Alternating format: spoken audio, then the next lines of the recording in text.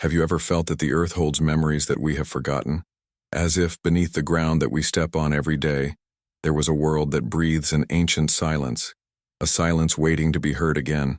Sometimes all it takes is for an archaeologist to dig a little deeper to awaken what was always there. Stories that did not die, they just fell asleep. If you feel that certain discoveries don't happen by chance, maybe this video will help you. Exactly what you needed to hear. It all started with small excavations, fragments of tunnels scattered across Europe. Initially, they seemed like isolated passages, the work of ancient people seeking shelter. But as the teams advanced, a pattern began to emerge. There was something bigger, something that connected caves, stone chambers, narrow tunnels and corridors that stretched beyond what any historical logic could explain. It was like finding the whisper of a civilization that never wanted to be fully seen. And the deeper one, dug, the more insistent one question became, who built all this and why? The rocks revealed precise cuts, marks that could not be combined with simple tools, roots that seemed to follow a spiritual or science that we do not yet understand. It was as if each tunnel was a thread, and all together they formed an underground web, not just geographic, but symbolic, emotional, almost metaphysical. Because the truth is this: when we look down, we also look inward. All underground is a metaphor for what we hide from ourselves. Every inch excavated reveals not just history but humanity. Fears, rituals, beliefs, hopes. Maybe that's why these old corridors affect those who use them so much. Finds. They echo something familiar, as if we've walked places like this before. And as archaeologists swept away centuries of dust, Europe began to count a different story. A story that doesn't completely fit into the books, but pulses in the shadows, in the stones, in what the earth decided to keep away from our certainties. If something inside you is awakening, stay until the end. The answer may be here, or in the silence between words. Now tell me, what if the lost underground network was not just a human construction, but a called ancestor of the soul itself? When the first archaeologists arrived in the quiet hills of the European interior, they did not imagine that a simple drop in the ground would call into question centuries of knowledge historical. It looked like just a discreet slit, a narrow opening that barely revealed shadow. But when they removed the first stones, the air that escaped brought a smell of intact antiquity, as if that space hadn't breathed light for thousands of years. Years. It was the beginning of something that no one was prepared to decipher. The first segment known of the lost underground network. As they advanced, they realized that they were not in front of a natural cave. The walls were smooth, marked by symmetrical patterns, like ribs carved with intention. The curves did not follow the will of time, but the trace of a hand. One hand ancient, patient, and mysteriously precise. There, in that hallway, the old speech about primitive tools and rudimentary people began to crumble. It was impossible to look at those surfaces and not feel that there was logic, calculation, perhaps even spirituality in the choices of each cut. Researchers reported a strange feeling when walking through the tunnel. It wasn't fear, it was recognition. As if the earth itself were whispering, it took a while, but they finally came back. And perhaps this is what worries those who dig so much. The impression that we are not just discovering the past, but rediscovering something that belonged to us before we even had words to describe it. Europe underground seemed to breathe with a purpose we still didn't understand, like an ancient heart pulsing beneath the surface. As excavations progressed, the structure revealed an even more intriguing detail. The tunnels were not random. They followed specific directions as if obeying an invisible map. Some converged on circular chambers, others, for passages so narrow, passages that seemed impossible to cross without performing a type of descent ritual, almost as an initiation test.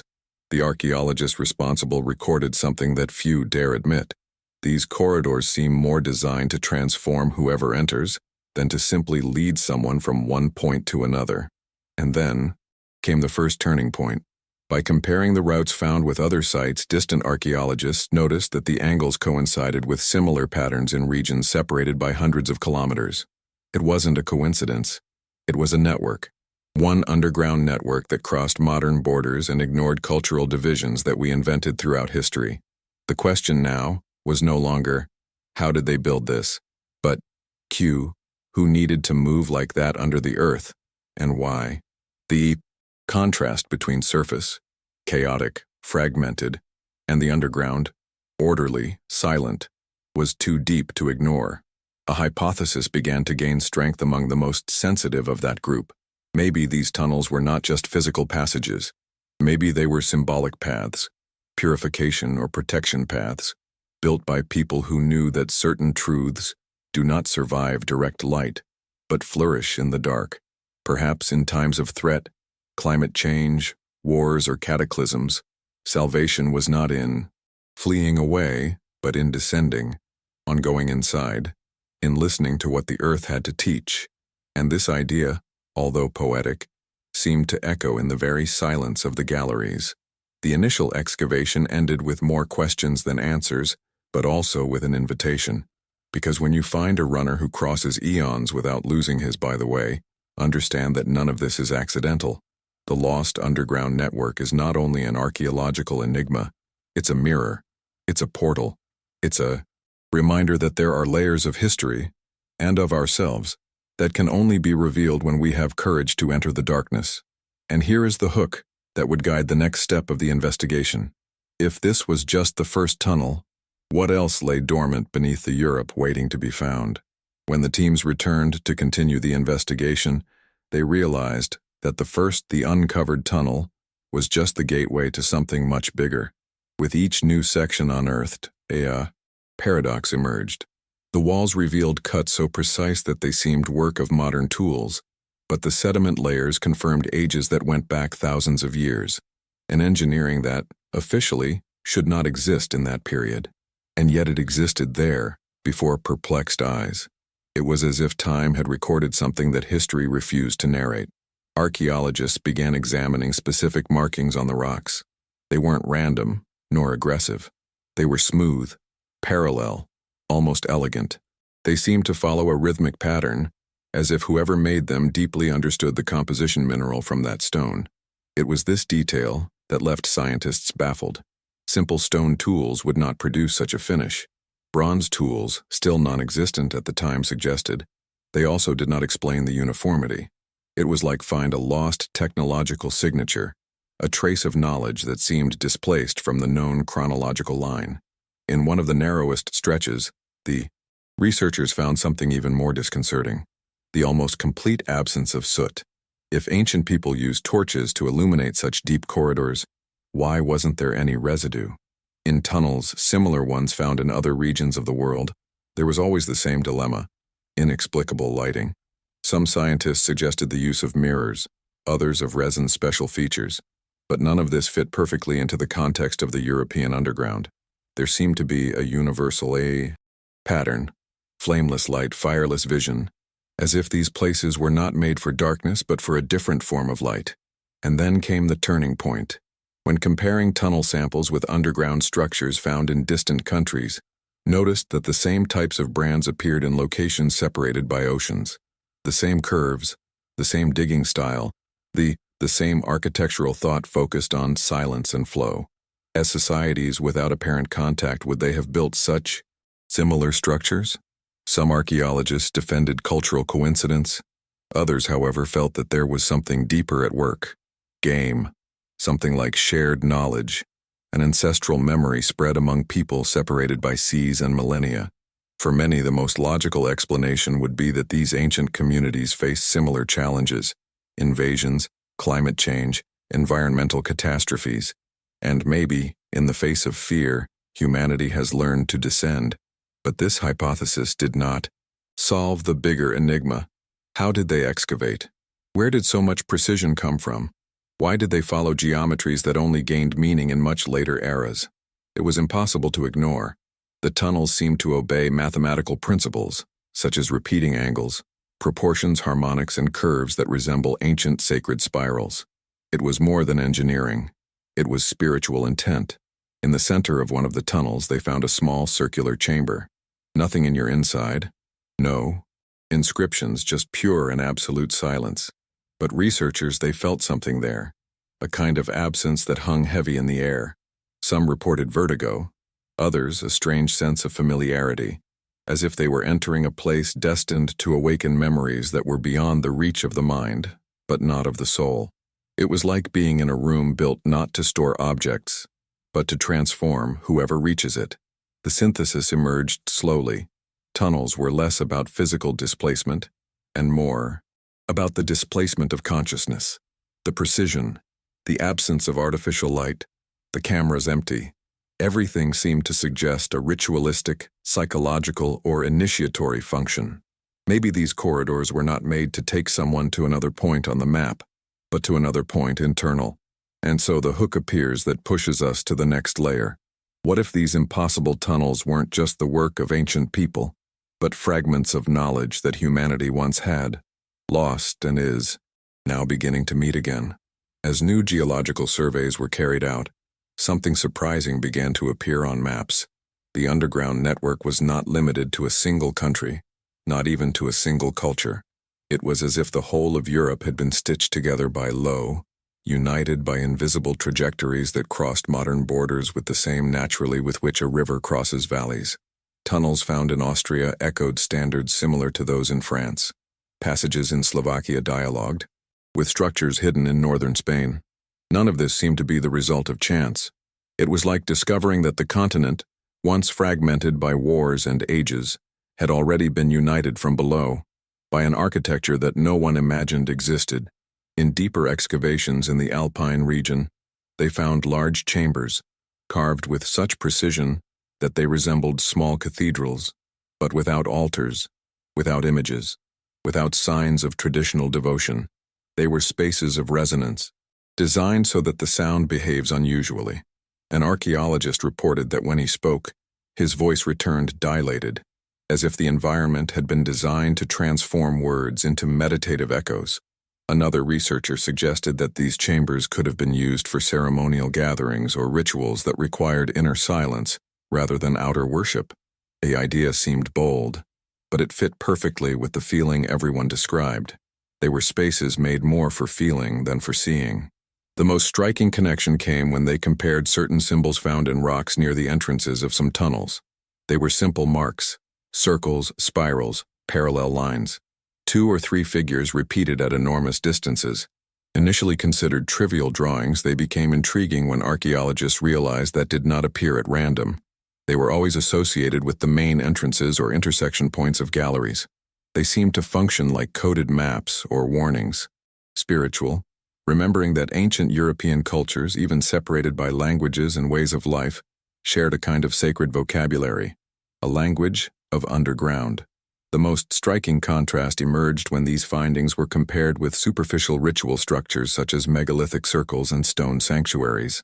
The guidance, the astronomical view of many of them coincided with the orientation of the tunnels below. It was almost impossible not to think that surface and underground formed a single system, the sky guiding the ground and the ground guarding the sky. It was as if ancient people had understood that every spiritual journey requires 2 directions, an upward one, towards the cosmos, and another descendant, into oneself.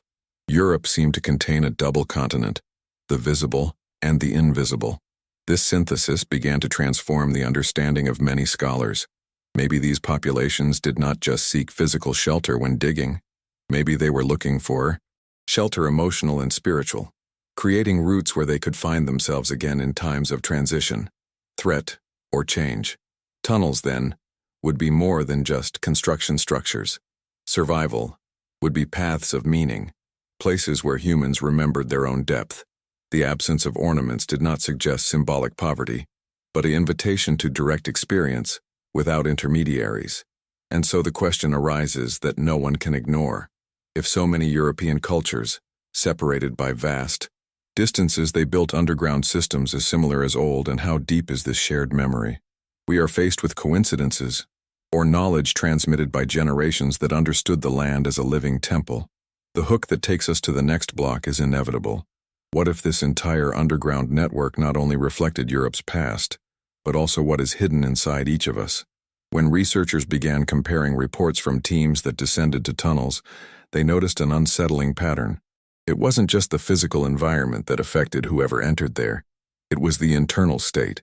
Some archaeologists reported a sensation unexpected calm, as if the thick air carried a kind of primal serenity. Others described a mild anguish, not of fear, but of confrontation. It was as if the tunnel revealed something different to each person, as if it reflected not just light, but conscience. Science, always careful, avoided subjective explanations, but interestingly, no one could ignore the emotional impact of the descent. Analytical psychology, inspired by Jung, offers a fascinating parallel. He said that everything we bury, fears, memories, unexpressed desires, ends up forming what we call a shadow. For Jung, descending symbolically to the layers, deep areas of the psyche, is to rediscover what we have forgotten or rejected. When the teams entered those old corridors, many reported exactly that. The sensation of walking not just downwards, but inwards, as if the underground European image was an archetypal mirror of the human unconscious, shaped by hands that perhaps they understood, intuitively, that all healing begins with a descent. This interpretation began to gain strength when they observed how the chambers were organized. There were narrow corridors that forced the body to compress as if invite humility. Others suddenly expanded, creating a sensorial impact similar to a renaissance. The deep silence acted as a great internal amplifier. The heart seemed to speak louder. The breathing became heavier, and once dispersed thoughts found form. It was difficult not to see intent in this. These spaces seemed designed not just to hide, but to transform.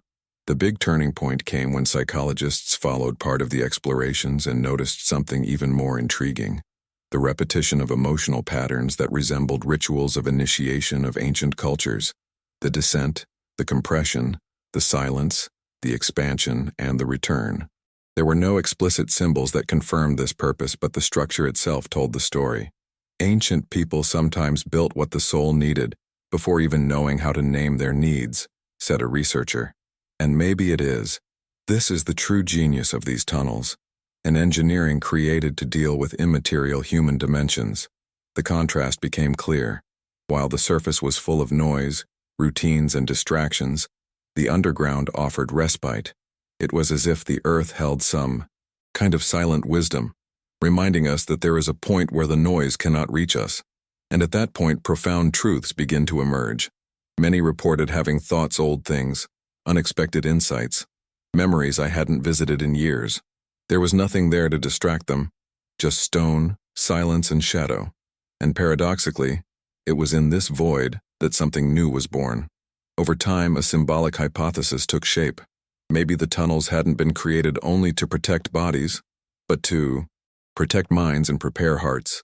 Perhaps these people understood that every community needs a space where human being can reorganize itself, cleanse itself of excess, learn to listen again. The absence of ornaments, the perfection of the cuts, the continuity of the passages, everything it suggested that it was not a place to bring in the outside world, but to leave it behind. The synthesis pointed to a delicate truth. The true descent is not towards darkness, but for the essence, and the European tunnels seemed designed for that, to lead human beings to an intimate encounter with themselves, to a silence that heals, to a feeling of reunion with layers that everyday life buries without realizing it. And then comes the hook that opens the next chapter. What if, in exploring these depths, we are not only discovering how they lived, but how did we forget to live? As teams advanced into unexplored sections of the underground network, a disturbing pattern began to emerge. Many of the techniques used to excavate those tunnels simply did not exist in any known historical documentation. It was as if ancient Europe had possessed a type of knowledge that had disappeared before it can even be registered. Archaeologists, accustomed to finding remains of tools, waste materials, or objects left behind, now found just the perfection of the result, no clues to the process. That, in itself, was disconcerting. After all, whoever builds something so monumental without leaving even a trace of yourself? In sections where the walls remained surprisingly intact, analyzes microscopic examinations revealed marks that referred to extremely extreme abrasion methods. Efficient, almost impossible to replicate with rudimentary tools.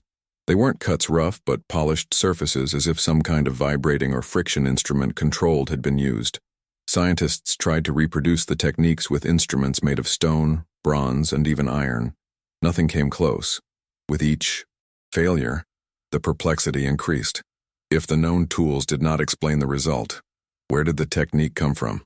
This question became even more disturbing when they discovered passages with angles so perfect that they seemed to have been drawn with millimeter precision instruments. Some tunnels followed harmonious curves, others maintained a linearity, impressive even after tens of meters. It was impossible to ignore that all that it followed advanced geometric principles. One researcher commented, "We are not only in front of old engineers, we are faced with minds that understood the harmony of form, and this understanding, so deep and so rare, seemed lost in the following centuries, as if it had been deliberately erased from history." The big turning point came when they compared these patterns with other archaeological sites around the world: Peru, Turkey, India, Egypt. On different continents, different people created underground structures with similar, and equally, inexplicable, precision. A hypothesis of cultural coincidence has become too fragile. They began to consider something that historians avoid: the idea that ancient civilizations, separated by vast distances, could have shared the same construction language, a knowledge universal that we do not recognize today because we have lost the key to interpretation. No, it would be absurd to think that, before recorded history, there were ages of exchange and wisdom that simply disappeared after great cataclysms. For many spiritual anthropologists, this hypothesis speaks to something even deeper: the notion that knowledge also has cycles. It arises, blooms, hides, and it reappears when we are ready to understand it again. Maybe the people who excavated these tunnels were aware that certain knowledge should not remain on the surface. Maybe it wasn't fear, it was protection, save to underground what could not be destroyed by war, by fire, by oblivion. And if these tunnels were, then vaults, of spiritual and technological knowledge, left to a distant future capable of realizing its true nature. Emotional synthesis began to form when researchers accepted an idea uncomfortable. There was more intention than necessity in the construction of those routes submerged. They were not just refugees or escape corridors. They were works that revealed a deep understanding of the earth, resonance, mathematics, and silence. Works who showed respect. Perhaps, for those people, excavation was not just about opening space, would open up meaning. And this meaning, preserved in stone, passed through millennia waiting for a look that could recognize it. And here comes the inevitable hook that leads us to the next revelation. What if this lost knowledge hadn't disappeared by accident? But why did someone decide to hide them in the depths of the earth itself? When archaeologists advanced into the deepest reaches of the underground network, realized that they were entering spaces that did not appear to have been designed for common circulation. There, the architecture changed. The corridors became narrower, the more acoustic chambers, and the silence gained an almost ritual density. It was as if every stone had been positioned to create an environment of obligatory introspection. Nothing there suggested domestic use. There were no remains of pottery, fire, tools, bones, or traces of everyday coexistence.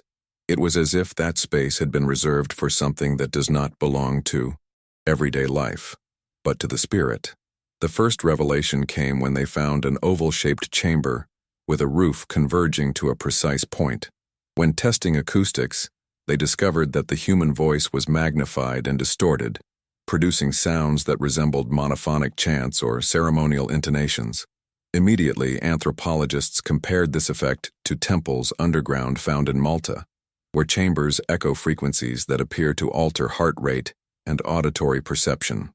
The pattern repeated itself. It was impossible to deny that many of these European tunnels seemed to have been designed not just to house bodies, but to move consciousness.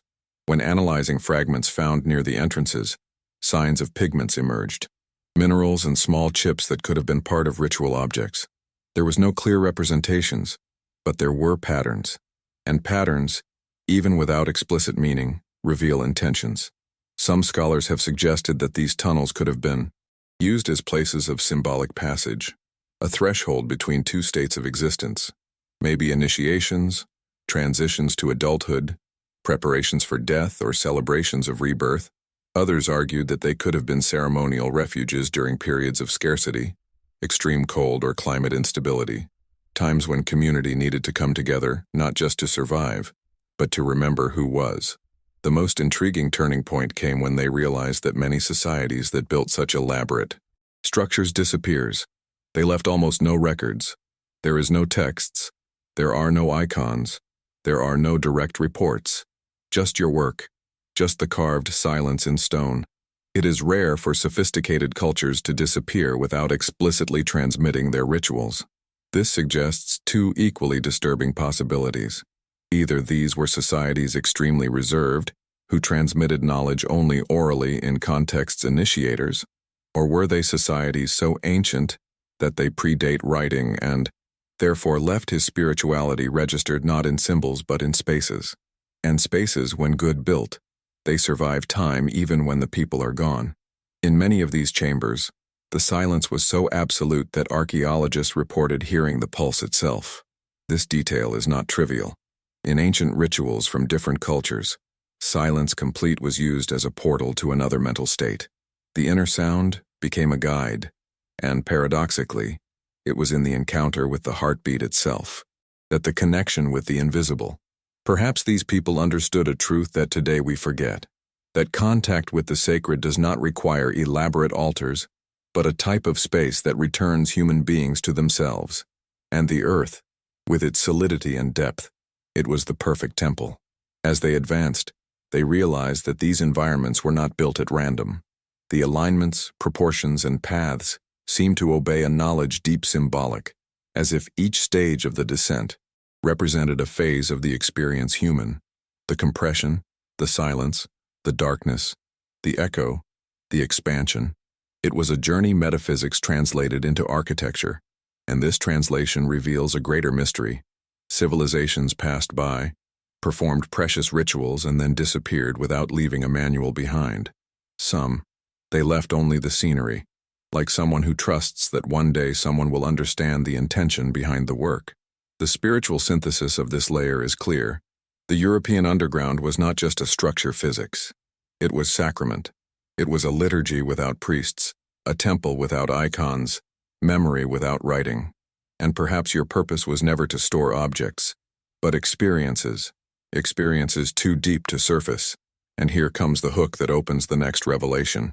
And if some of these societies did not disappear, but chose to hide what they knew, leaving behind only the trace of their rituals in stone, as teams advanced into even deeper areas of the underground network, they realized they had entered different territory. Tunnels have become fewer linear, more complex, almost labyrinthine, as if the intention there was not to guide someone, but test whether that person should continue. Some passages ended abruptly on perfectly polished walls.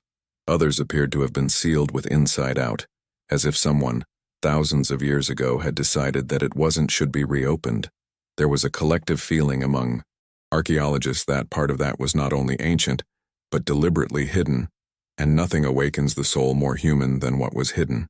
The first disturbing revelation came when they found a sequence of cameras interconnected, each with a different resonance pattern. When they whispered in one, the sound disappeared as if it were absorbed. In the next chamber, the same whisper it returned enlarged, almost metallic. In another, the vibration was so intense that it seemed to cause a slight tremor in the chest. These effects were not accidental. Everything pointed to sophisticated acoustic knowledge, possibly used for rituals involving altered states of consciousness. But if these people dominated frequencies, resonances, and structures so advanced, why is there no record of who were they? Science tried to respond with traditional methods, fragments of coal, ores, fossilized microorganisms, but nothing tied together a complete chronology. It was as if the builders had appeared and disappeared without leaving biographical traces. Only the work remained, and this sudden disappearance began to bother the experts. Typically, civilizations leave traces: pottery, stories, tools, skeletons. But here, in the silent expanse underground, there was none of that. Just stone, cut, precision, and purpose. And that purpose seemed more and more to be to keep something that should never have been revealed. The turning point came when a team found a tunnel whose entrance had been blocked by huge blocks, fitted together with millimetric perfection. It took days to move them. But what they found next made some question whether they should have continued. The hallway was impeccably preserved, as if time had never entered there. In the center, there was a small circular platform. Nothing about her. None object, no inscription, no symbol. Just absolute emptiness. And still, no one could stay in that space for long. Dust. Some reported nausea light. Others, an inexplicable feeling of vigilance. There was no physical danger, but there was presence. The place felt alive. Theories began to emerge. Spiritual anthropologists have suggested that there could have been a space of transition, a threshold between states of consciousness. Others believed that could be a place of storage of intangible knowledge, represented by the geometry of the environment itself. And some more daring archaeologists defended an even more disturbing hypothesis. What if what had been hidden there was, not an object but a practice? A knowledge that could profoundly alter social organization, spiritual or technological of your time? Perhaps the ancients decided that the world it wasn't ready, and they sealed the way.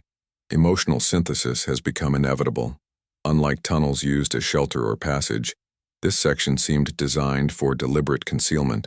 It was a safe without visible content, an altar without an icon, a portal without an image. Sometimes the emptiness is more revealing than presence. Perhaps these people had understood that certain knowledge they must not survive destruction or misuse.